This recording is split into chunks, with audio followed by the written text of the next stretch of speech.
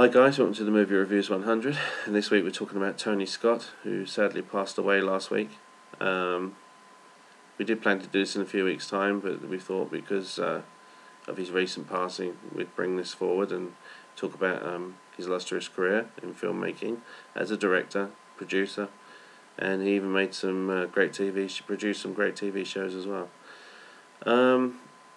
He lived a little bit in the shadow of Ridley, I think, but it didn't mean that he was any less of a great director himself.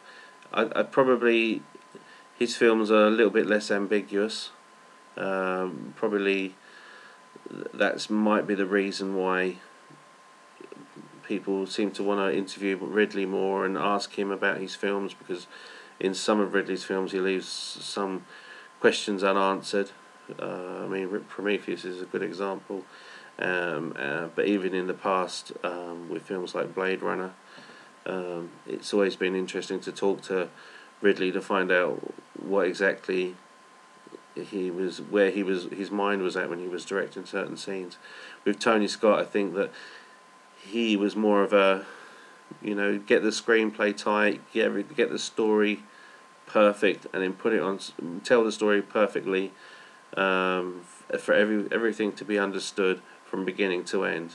It was a little bit less flashy, if anything, but that's not taking away from him as a director, because he still had a certain style, and you can definitely, when you look at certain films Tony Scott's made, you can see his thumbprint on those films, and especially on Crimson Tide. I'll go through the story quickly. It's a Cold War drama. Two men, a young executive officer, and a career, a captain with a long career in being a submarine captain. That's Gene Hackman, and basically it's about the conflict between them and the tension that is brought about by a Cold War situation with Russia in civil war. And it's all really down to the moments where there is tension all the way through this film with the executive officer and the captain. I don't think the captain trusts Denzel Washington's character. He feels that he's a threat. He has new ideas, and Gene Hackman's character is very much I take what my orders, and I'll see them through, no matter what. This is the thing: the communication's lost in the submarine under the water. Gene Hackman saying, "I've got my orders. I've got to fire those missiles." Denzel Washington saying, "Hang on a minute.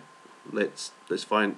We've lost communication. Let's try and get communication up before we finally, we don't want to start World War III." And it's a fight for power, really, between the two, and who's right, who's wrong.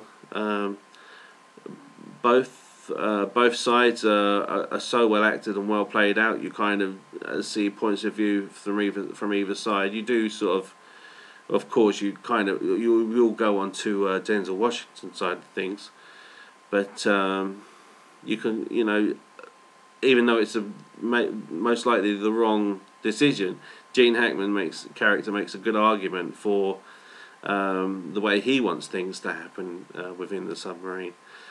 And there's so much suspense going on. There's some crewmen who are on Gene Hackman's side. There's some crewmen who are on Denzel Washington's side, and the dialogue in it is very good. It was partly rewritten by an uncredited Quentin Tarantino.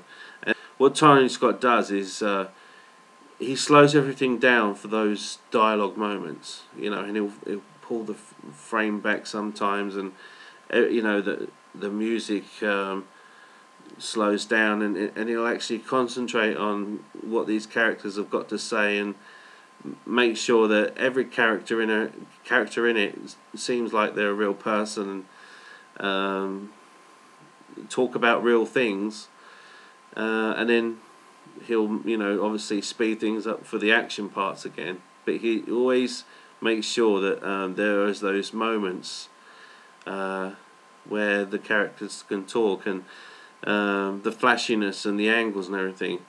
In those quieter moments, it's very static, and cuts from scenes from one person's face to the other, or a pullback with a group talking. But then when things are, the tension's getting up, you kind of feel like the way it's filmed is more closed in, and he does certain angles as well to show like the submarine is in danger. And I really loved how he slowed things down and then built up the tension. I thought that was fantastic, and the music on this is great. It won a Grammy. Hans Zimmer, who won who won another Grammy then later on for The Dark Knight, was it's a fantastic score, and it definitely helps in the air punching scenes and stuff like that. But I thought it was a great film, Crimson Tide, and I can't believe I left it so long to see it. So I'm pleased I watched that again, just to see how great Tony Scott is. You don't realise until you look at his back catalogue, you don't realise how many great films he did make. And anyway, I'll catch you later, guys.